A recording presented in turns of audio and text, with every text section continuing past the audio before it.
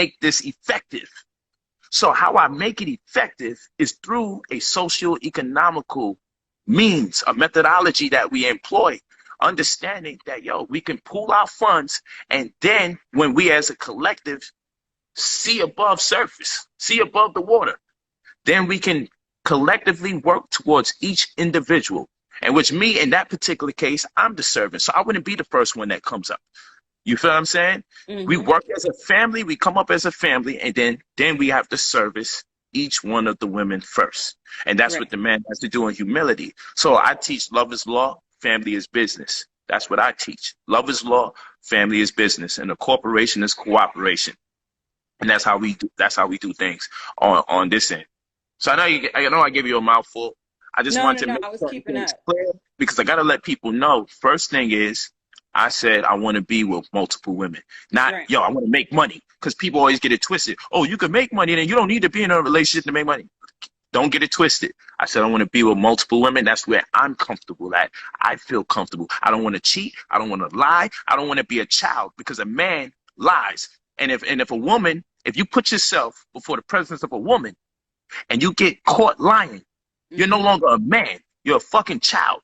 You feel what I'm saying? So I can't be put in a position to be a child before a woman whose attention that I'm looking to earn, whose appreciation I'm in need of. I can't be over here belittling myself because I can't come to terms as a man. I could do all this exercise. I could do pull-ups. I could do over 500 push-ups straight. You know, I'm ready to gangbang. I'm ready to shoot somebody they disrespect me. But then to my own woman, I got to come there and lose my nuts.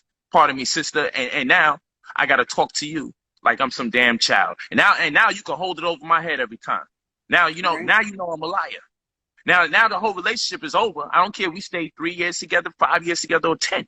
It's that one lie that you caught me in that's always gonna have you in a space where it's like I'm inferior. Instead of you being my partner and we're being partners, you gotta look at me and say, yo, this motherfucker lies. What else he ain't gonna lie about? What sets him apart from everybody else if he starts to lie? So everything he values. So like respect, I give everybody 100% respect when I see them. And you have to devalue that. So if I give you 100, you have to work your way to 95. You have to work your way to 88.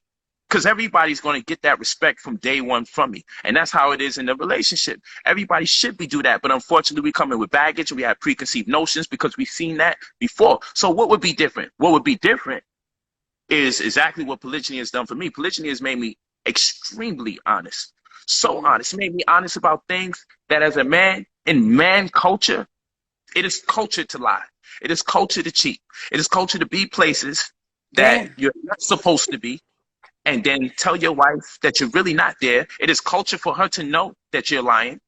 You feel what I'm saying? But she still goes along with it. But everybody knows there's a lie going on. We're just waiting for the motherfucker to get caught.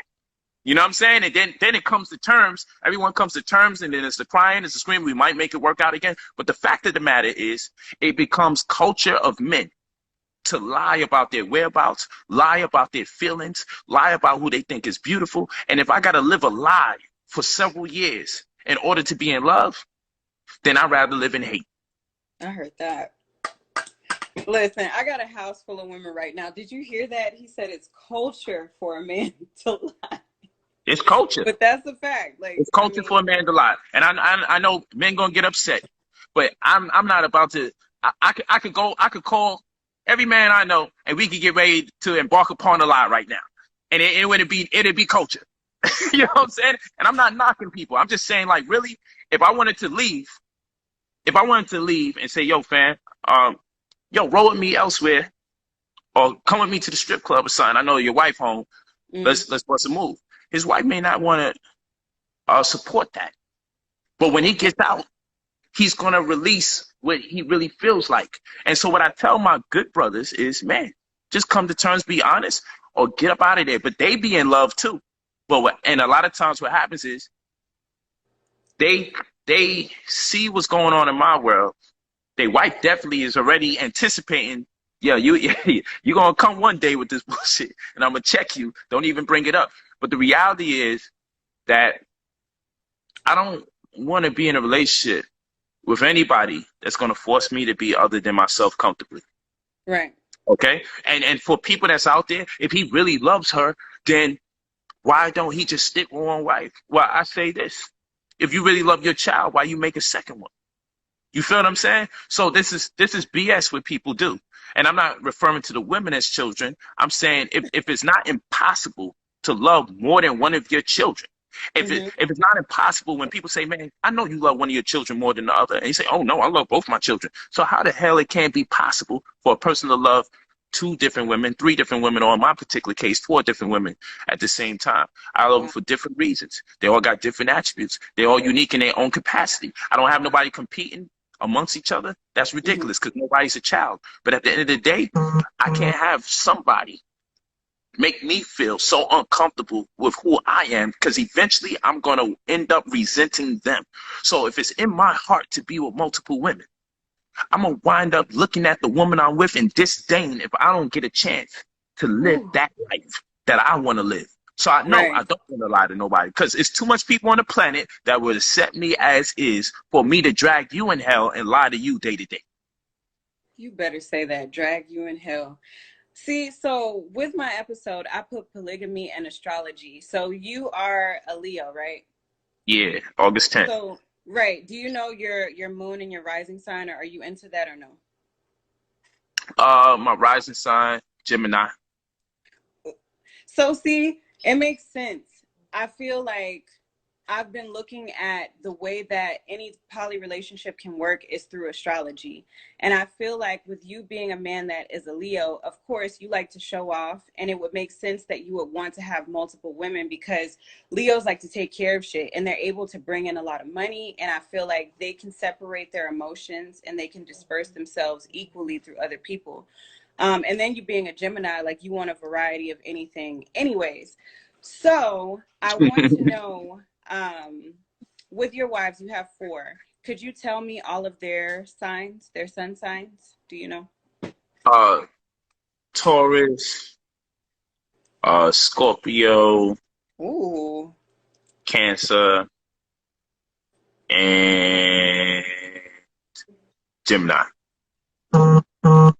Taurus. Ooh, how's the Scorpio? That's how I'm net. She's amazing. She's expensive, but she's amazing. I bet. One of the women that was on my Very sensual, very sensual. okay.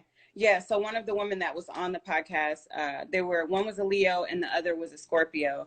And I felt like with water signs, I feel like it's kind of harder for them to be in a polygamous relationship because they feel so deeply and they're very emotional. But I do feel like Scorpio is one of those water signs who can understand. Um, but her take was like, I can just do it for the business aspect and us being able to make money together, but I couldn't be like intimate with that person. But with your first wife, y'all been together for 15 years, right? Oh yeah, Or right now 22 years now. damn. Since So 12, 13 years old. when you first got with her, did you tell her that that's what you wanted, or was it something that just kind of grew into that? Well, nah, I didn't tell her that, but I was always around a lot of women. I never Hmm. really hung out with men. I could put on a hand how much male friends I've had up until I'm 36 right now, up until probably around the age 31 or 2.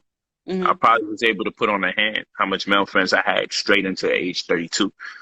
You know, it wasn't until I really started organizing and having my security team and stuff like that. I mean, I played basketball with people. I grew up boxing, but I never had a like consistent relationship with a male on a that's my best friend and we doing this, that, and the third, other than one or two guys, you Right. know. And when we outgrew each other and went on different paths, it was just only women after that. So I've always been around women. I was able to come to terms with me being polygynous when I got older, you know, and again, I wanted to be truthful about myself, but it wasn't too far fetched because I always was around a lot of women when Hmm. I was young, young ladies when I was a young man, and so forth and so on. So it was How did kind of she react? nothing negative. I mean, like I said, we've been the way we've been for quite some time. You need the keys? We've been the way we've been for quite some time. So the understanding is there, and I always was extremely respectful to her. She unfortunately had to make me a man, my first wife, because I was acting like a little boy when I should have been behaving more like a young man.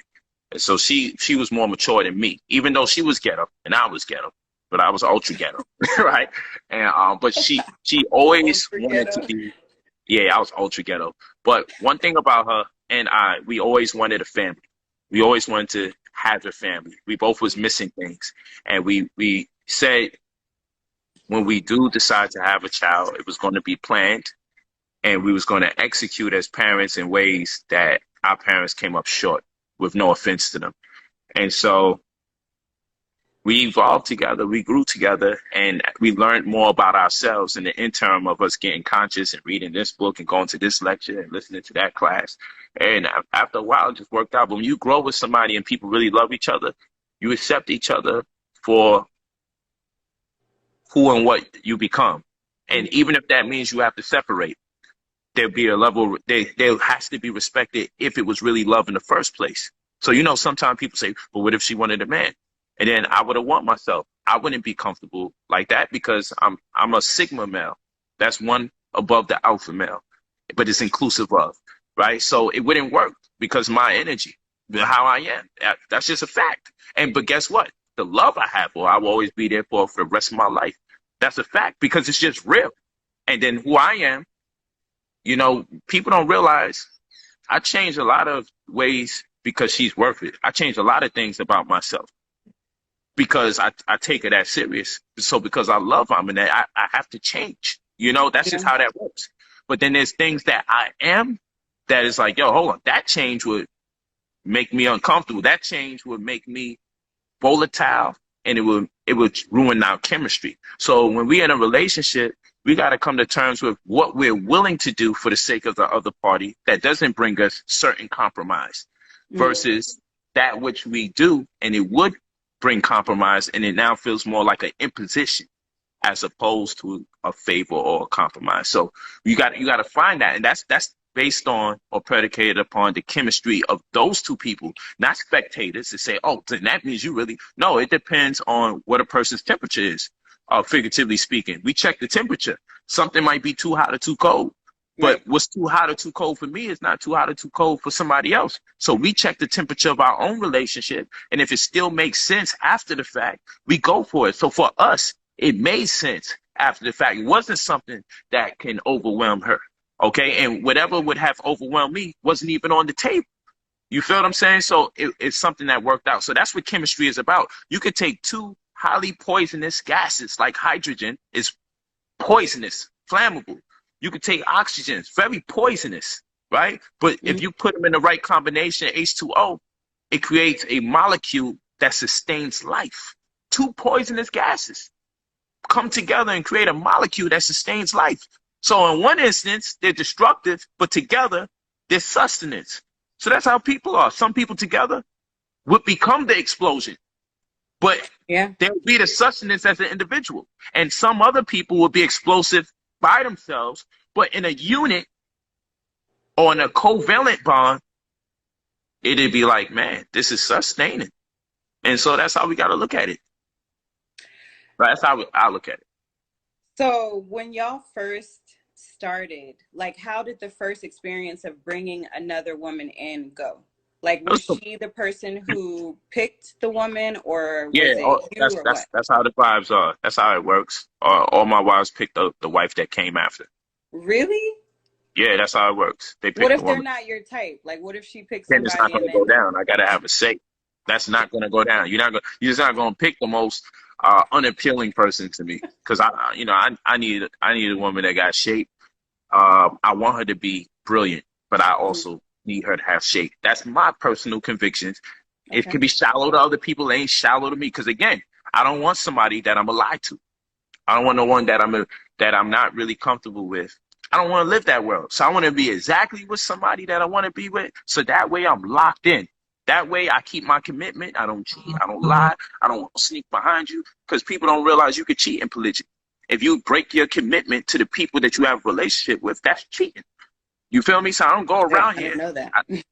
I could be on wife number 35 or 50 or whatever by now, but that's not the time I be on. I be working so much, I don't even get an opportunity to even really be able to engage other sisters like that. You know, I do be around a lot of sisters. I know people see me doing my posts, but those are my homegirls, my advocacy, my well wishes. You know, maybe someone's being courted or whatever, but the vibes, it's just a process. It's not nothing that like I'm gonna meet somebody today and 3 days later I'm bringing her in the house, because what you don't want to do, especially when you got children, is lose everybody and bastardize your children because of some luster. You feel what I'm saying? If it's really real, you take some time to develop a serious relationship and everybody get a chance to connect and bond with each other. And it has to be unanimous vote because it's a family thing. And you can't be walking around dragging your feet or upset because somebody's upset. You can't be dragging your feet because, oh, man, you messing everything up, man. We need to put this together. Nah, the chemistry ain't right. The chemistry ain't right. It's all good. Don't nobody need that type of stress to be waking up in no house feeling the vibe of somebody else not feeling you. That's not fair to nobody in that situation, especially when children start being involved. Because what are they going to learn from that experience? That's toxic. And your home is supposed to be your place of refuge. We don't need no toxicity. We don't need people waking up upset about the situation. And 9 times out of 10, when that is the case, from my perspective, it's normally something the man's doing wrong. Because we shouldn't even be in that space. Nobody should be walking around feeling a way about another person living in the same house. And that's another thing. When you first start, in my world, you get everybody to live in the same house because it makes you more truthful. It makes you more honest. Everybody lives in the same house and we do this shit together. We build from scratch if we say it is what it is. And when we develop as a family, a cooperation, once we really develop as a cooperation, eventually we could venture off, have our own endeavors, have our own homes. Because like right now, all my wives, they have their own businesses, have their own homes, they have their own thing. They good. And the reason why you want to set it up like that in polygyny is I have a peace of mind knowing that any woman that I'm with, any of the 4 women I'm with, any of the 4 wives I have a peace of mind knowing that I've contributed to a great deal of their success. The family as a whole has contributed to a great deal of their success, and they individually have contributed to a great deal of their success, so much so that they don't need the relationship. They are not economic slaves. If any day out the week that they want to leave, they have the power to do so. So the way I was taught, okay, and the way that I become more refined, of course, so I added and complemented things from my teachings, inserted my own personality, what I understand to be effective polygyny, what I understand to be effective in order to have the 4 wives that I have, each woman has to be in a position where she can leave because she is financially straight. Therefore, when she stays, you know for sure that she chooses to stay by her own free will and accord. So it ain't officially polygyny until everybody's eating. It's not officially polygyny till everyone's successful. So my goal as a male, for it to really begin, is when the woman has everything she needs to leave you and chooses to stay. That's how that works. I like that because I feel like a lot of men who think about wanting to start polygyny, they're just thinking about, or polygamy or whatever, they just want to have multiple women to be able to brag, and they look at it as a sexual thing. But it's like you have to be able to manage all of these people. So I feel like the average person can't just come in and be trying to have a whole bunch of women. You know what I'm saying? Like you have to have your shit together in that aspect. How do you manage if there is confrontation between the women? Like, does that ever happen, and is that hard to deal with? It's not hard to deal with. I got you, King. It's not hard to deal with. But that's what we have a family meeting for.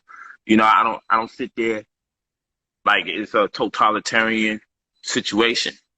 You know, we would have a tribunal depending on how many parties is involved or what is suffice. But the first thing is clean that up amongst y'all if it's possible. If it's not, it's a family meeting, and even the children are involved because the children need to understand. And because there's no yelling and screaming in the house, and there's no using of vulgarity. This is the absolute fact. Okay. You know, you cannot use vulgarity and be angry at the same time. We shouldn't be using vulgarity in general, but if it is, it should be a slip of the tongue because we happy and we just peeled in on our nigga vibe, right? But it got to be a nigga vibe because we shouldn't be using vulgarity in the house because we have to have a place on planet Earth that when everybody else is losing their mind, when everybody else is making you upset, when everybody else is making you feel sick, whether it's your co-workers because you work for somebody else, which really wouldn't be the case in polygyny because the game plan is to make sure that everybody's self-sustaining, they're industrialists, and if not that, at least an entrepreneur. But anyway, the goal is, hey, we have to have a place